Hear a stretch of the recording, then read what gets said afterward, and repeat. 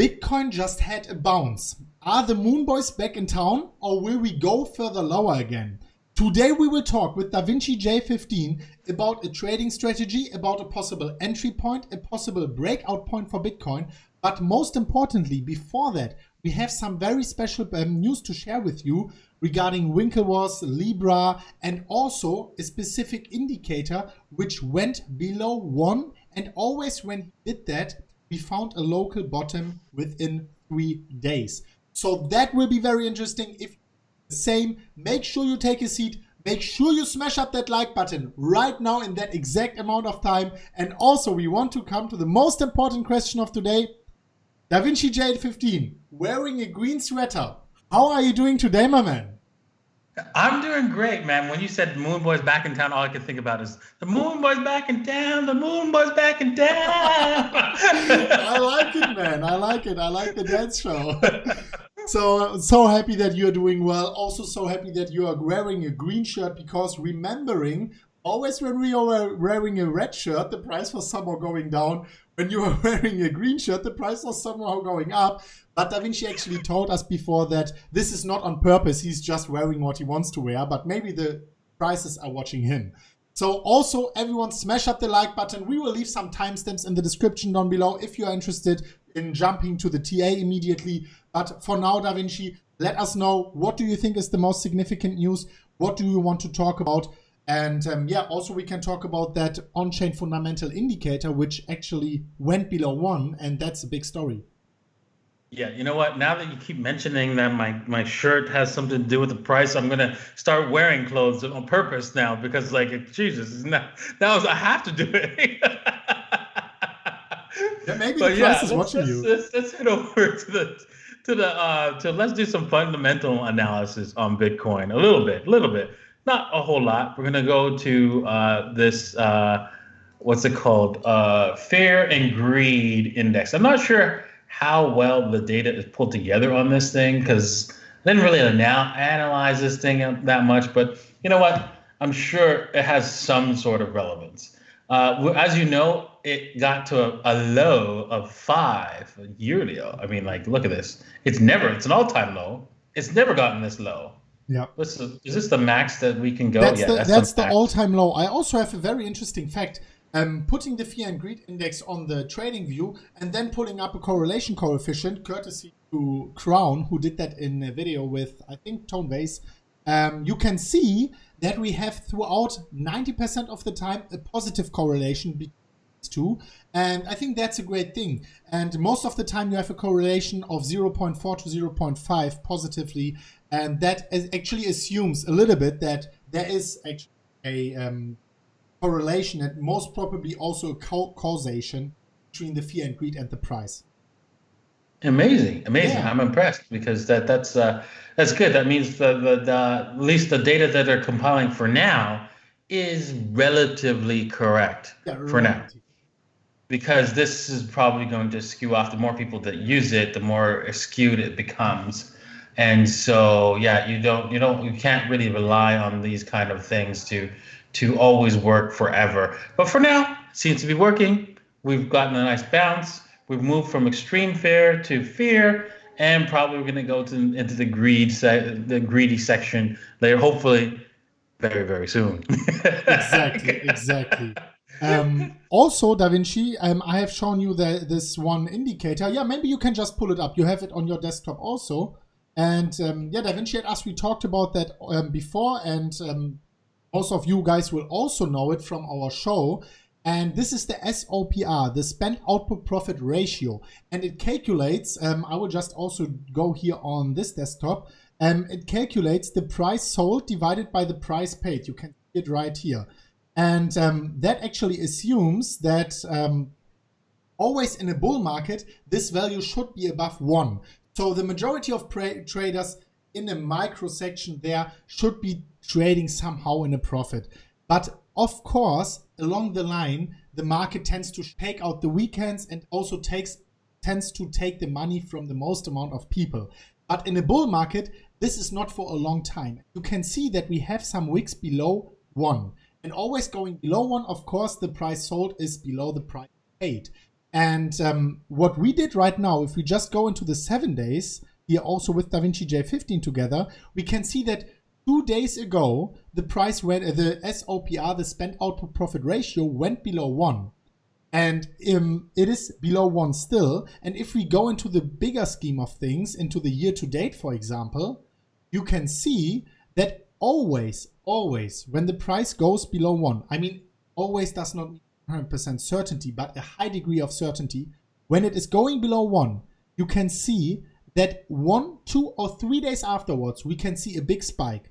Usually, going below 1 means that in the short term, that can be an indication for by the bottom indicator for a bigger spike and also for a local bottom. And we went below 2 days ago. So now the question is, of course, and maybe also Davinci, we can talk with you about that in the TA.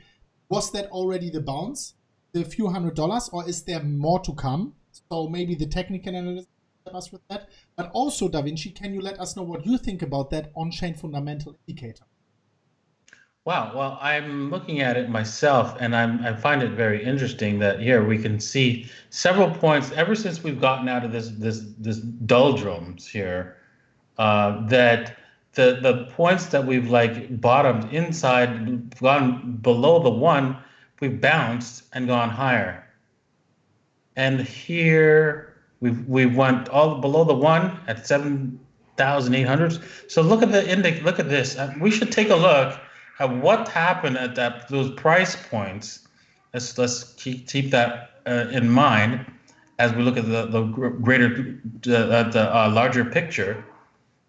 At 5,300, and another point is 7,800. I'd like to see what Bitcoin was doing at those price points and see if we can find a pattern. Maybe we can find something, and they'll let us know where Bitcoin's going to go next. So let's, should we jump to that TA first, or no? I think we should go on to the news first. Yes, and the TA will come afterwards. I mean, everyone can just go into the comment section and press on the timestamps, so that's fine. Well, let's talk about Libra. Libra members consider quitting due to government pressure, a report says. I honestly, I think this is all BS. I think this is just to get you to go the other way on this thing. I really think that this Libra is going to go through, and anybody who jumps ship on this, they're quite of a fool, because here's why. I believe that the governments know that the dollar and the financial system is going to collapse. I think the banks know it, the governments know it, and thus they have already prepared something for us when the collapse occurs. What I had seen before Bitcoin was the SDR. The SDR has existed since 1970s. They've been working on it since then. And right now, currently, well, the SDR, let me just explain what the SDR is for the audience that doesn't know what the SDR is. It's basically stands for special drawing rights. And what it is a basket of currencies, which includes the dollar, yen, and euro, and I believe also the Chinese yuan just recently was added to this basket. And it's basically the same thing, just repackaged. And what they want to do is push this as the alternative, so that, okay, well, the dollar collapsed and it caused a big cascade. Well, maybe we can't allow just one currency be the dominant force currency. And that's what they're going to sell it to us as, hey, you know what? It was because the dollar was the dominant. That's why we failed. Now, use the SDR, which is a basket, and so no one currency can screw us over. And I think that's what they were planning to sell us. Yeah. But the SDRs are only used by governments and large corporations. They currently use that to hedge against the currency risk right now. But what about individuals? Now we have something for individuals, which is the Libra. So this allows them to transition the SDRs right into the Libra. That's what I think. I mean, clever. Yeah, but right here, I think it would be very nice to incentivize the people to join the discussion. Let us know what you think about that. We have a comment section. It's free for all. I mean, just leave your comments there. And DaVinci, maybe we can also go in there and answer these questions, give our opinion to the statements in the comment section. But actually, what you have done here is perfect. You just told us what you think, and now we can just open this discussion and see what the brain juice of our following actually thinks about it, and we can find the truth. Yeah, I mean, it's just my opinion, but I think that's what they want to do. I mean, all this pressure against Facebook is all BS, if you ask me. Yeah. But it's actually very nice. You always have this kind of really statements not a lot of people are talking about, but waiting a year or two afterwards, we can say, oh, right, DaVinci was right. And that's always very great to see. I mean, just remember Mt. Gox, Mt. Gox, or Bitcoin itself in 2011. So yes, that will be cool to see. Everyone, let us know what you think about it. And also, DaVinci, you have something else before we go into the exclusive TA. Yes, so we're talking about now is the U.S. Treasury Secretary of State says crypto should be regulated like SWIFT. That's so nice, man. Like SWIFT, yeah, nice, man. All right. It's a joke. I didn't know that. Is SWIFT also decentralized? No. Oh, it's not. It's not. All right. So.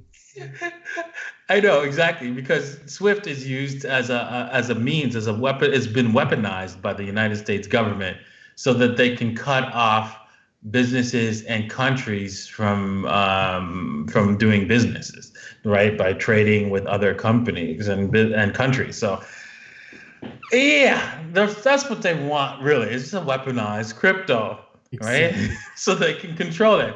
But what they don't understand about crypto is that its governance or regulations is built into the code. And so what they want is effectively to say, no, you know what, we're the government. We say 1 + 1 = 3. And so that's the way it is. But the math doesn't work that way. 1 + 1 will always be 2, no matter what. Exactly, and that's great that you say that. What they can actually do is they can take banking customers, and then they can register an address to their name, and then on the user interface, not on the Bitcoin blockchain, they can block some things, but that's not the base layer. Actually, that's the great thing about Bitcoin. If you are main Bitcoin blockchain just from your home, don't need any permission, nothing, no one can prevent you from doing that. And actually, Bitcoin is an insurance against the banking system, against everything, against the US Secretary of State. And this is something what they didn't grasp yet. And I think time will tell them. So DaVinci, it's very great that you found that piece of comedy news. Yes, exactly. And the other thing that they miss is valuable. Is like, if you want to program for SWIFT in order to improve the SWIFT network, you need to have permission from 1,000 different people. And they're all going to say, what, Chris? No. No, of course. But with crypto, you don't have to ask anyone. You just go ahead and program, and that's that. And then the brain juice programmers, everything, like the whole, everyone can agree or disagree, and the democracy of Bitcoin actually decides whether it should be implemented or not. That's the great thing. Exactly. I mean, you could actually create a side project, of course, with crypto, and you don't have to get consensus, right? Just as long as you follow the same rules of the current chain, and just build an application around it. And if it works and the public agrees that it works, they'll use it. If not, they won't. That's it. It's as simple as that. That's all the regulation we need. Thank you very much, sir. And this is very much true. And I think we can go into the TA. And before we do that, I want to give a 30 seconds shout out, because everyone watching, we have a giveaway, $1,000. And how to participate, it actually takes you 30 to seconds to participate. If you want to get the $1,000, you know we have a collaboration with Bybit ongoing. Everything you have to do is, if you have already an account, it starts today. You can just create a new one. Click on that link here in the pinned comment. If you click there, you register, and then you claim the bonus by depositing either 0.2 Bitcoin or 6 Ethereum. You don't even have to trade. If you want to trade, do it. If you don't want to trade, don't do it. Only deposit and claim the bonus, and then you will be eligible for that $1,000 giveaway. It will be ongoing for 7 days. Then we will make the lucky drawing. We'll send a Google Forms document in Telegram. Just put in your user ID, and then you can win the $1,000, which is actually quite great. You don't have to, it costs you nothing but only 60. So everyone who wants to join, pin comment. And now let's go into the amazing Bitcoin analysis of you, Mr. Davinci. Well, I love my fibs. Everybody knows that. I mean, the Fibonacci sequence, everything exists on our planet based off of Fibonacci. All life on the universe, all life, all things work off of this mathematical algorithm. And that's why it's so beautiful. Now, take a look at what we can see here. We can see that the Bitcoin did a run up from here, from the $7,400 mark approximately, all the way up to the close to 14,000. We came back down and we came into this reload zone from this last run up, that large run up first time, bounced off of it, came back in, bounced off of it, came back in, bounced off of it, came back in, bounced off of it, and came back in again. So that's 1, 2, 3, 4, 5 touch points. It's like, yeah, the bull is saying, yeah, no, no. And always in the meantime, see ya when I see ya. Yeah, exactly. They're like, I want to buy some Bitcoin down here below 10,000. I'm feeling it here, and so they're pushing this thing higher and higher. Now, I am definitely a bull, but when I look at this and I see this 5 touch points, I see that the bulls are everywhere, not only here on the chart, right? But in the general public, when I talk to people, everyone is a bull. That has me a bit concerned, because effectively, based on technical analysis, we should at least come back and visit the 7,200, right? To give Bitcoin a little bit to punish all these bulls right here, unfortunately. All these. And the reason why I think about that is that, I'm sorry, why I believe this is because the same thing happened here. Everybody was convinced, everyone and their mother was convinced that $6,000 was not going to get broken. But that was the bear market, and it was a descending triangle. And right now it is a bull market, and and these tend to break out where the overall trend goes. Well, if you think about that, I can kind of agree with you, but not really in a sense. Here's my problem, right? Is that if we draw this down here, all the way down, right, to here, and then we can draw this line from here, right? And then we can say, oh, look, this was in a bull market, all right? Well, we could do that same thing here. We can go here. Let me just draw the same thing here, right? There we go. And I need to clean this mess up, but oh well. And then here we go, right? But I would rather suggest that it's something more like a symmetrical triangle, because we have higher lows. Yeah, I would. You could look at it both ways. Actually, you can look at it both ways, right? I mean, that's the beauty about technical analysis. There's more than one way to look at this, and it's up to you to decide which way works best. I will do right? the bullish side, man. I will go all on the bullish. So, but effectively, if my interpretation of this looks exactly like the previous high that we went through. And so we had to punish those bulls, find those bulls with a washout, and we did. And so effectively, I believe what should happen, what might not, but I don't feel it myself. I don't believe it. But based on technical analysis and looking at the statistics, this looks like it should come back down to 7,200 at the least, unfortunately. Right. I mean, that's the beauty. It's great that you say that. Everyone can let us know in the comment section. Know that.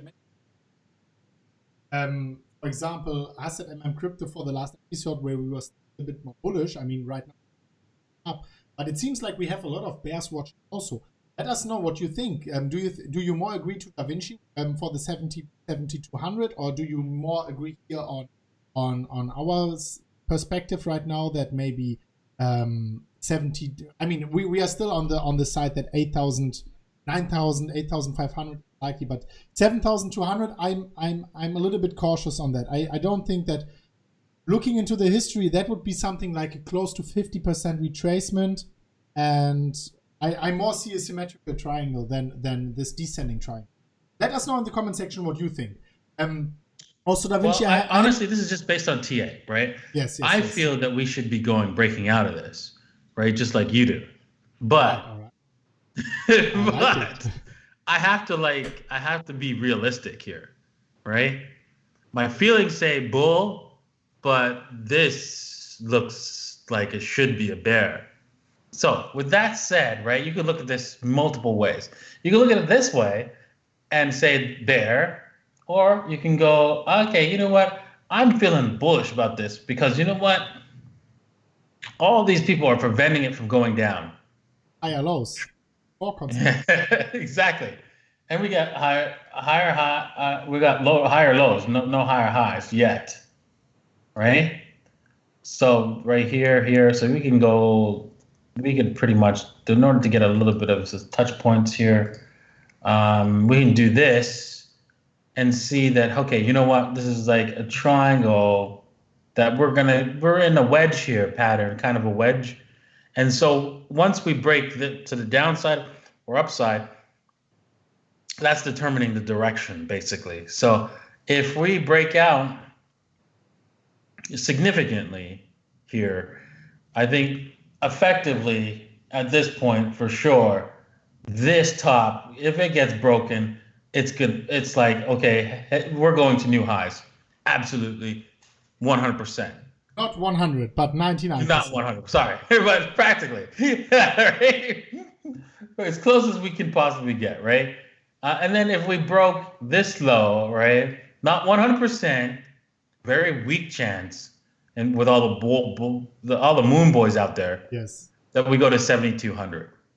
What is actually looking at that? What is your game plan? Would you be looking out for a breakout trade either way, or do you have any other strategy? It would be actually very great to see how everyone watching that episode right now, obviously doing your own, but giving some inspiration how we can handle that situation in the marketplace right now.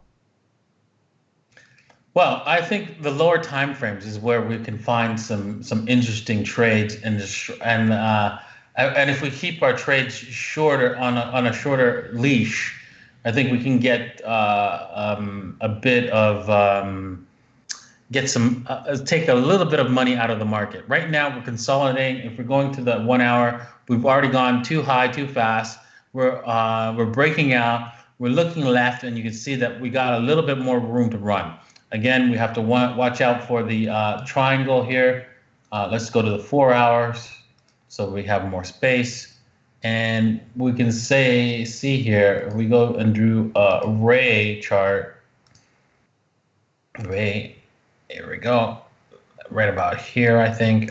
No, it's a little bit because I didn't hang on, let me just redo this. Oh, also right, I can see we have to upload the episode. Here. There we go. No, that's not it. There we go. Yes. There we go. So this is probably a little bit better. And right here. So we're stuck in this trading range, and you can probably see that we could probably trade up to here. I probably don't think, even if we break this, it doesn't mean that we're going higher. We have to like see if it doesn't break this lower line down here and see where we are going forward. So that means sometime in September, we should have a decisive move to the up or downside. And in the meantime, we can make some trades, and you could probably do a trade going higher and pull some money out of the market. I don't have a trade here because I don't do breakout trades as often. I don't like them that much, but because of the wicks, I mean, that can be dangerous. The volatility gets crazy over there. But what you say right now, you are not really into that breakout trades, but what you could do, for example, within that range, for now, for example, for everyone who wants to speculate here to the upper resistance line, for example, I mean, you could go into that trade and speculate on a price of close to 11,000 maybe. And I mean, then wait just for September for this huge breakout, hopefully to the upside and maybe to the downside. Exactly. So looking at, let's just take a look at what I've noticed right here. If you want to choose some trades, I'm going to pull up Carl's EMA ribbons, right? I don't really like it that much. I think I understand it works very well for him. But I want to show you what I like to use to determine if the market's in a bullish condition or bearish condition. Looking at his EMA, he would say that when it's above the ribbon, it's in bullish mode. When it's below the ribbon, it's in bearish mode. And that, while that remains true here, take a look at I have one EMA that's quite of an outlier. It's not part of his ribbon. I've actually put it as a 13 EMA. And I find that if the market's above the 13 EMA, more often than not, it's a faster signal to determine, hey, you know what, we're in a bullish trend or a bearish trend. And you can see how well it held until it broke. And then we were like out into a bearish trend here. And see, right here, for example, this was a nice trade here. You could have made this trade whilst he was waiting for this trade up here. Carl was waiting up here. Not saying that his trading technique is wrong, it's just different. And I would prefer, I think it's better to use the 13 EMA to determine, hey, you know what, I'm going to look for bullish trades. And then when it's below the 13 EMA, I'm going to look for bearish trades. Is much better than this large ribbon, because it has to pass a lot of data, a lot of value before you actually can get into a trade.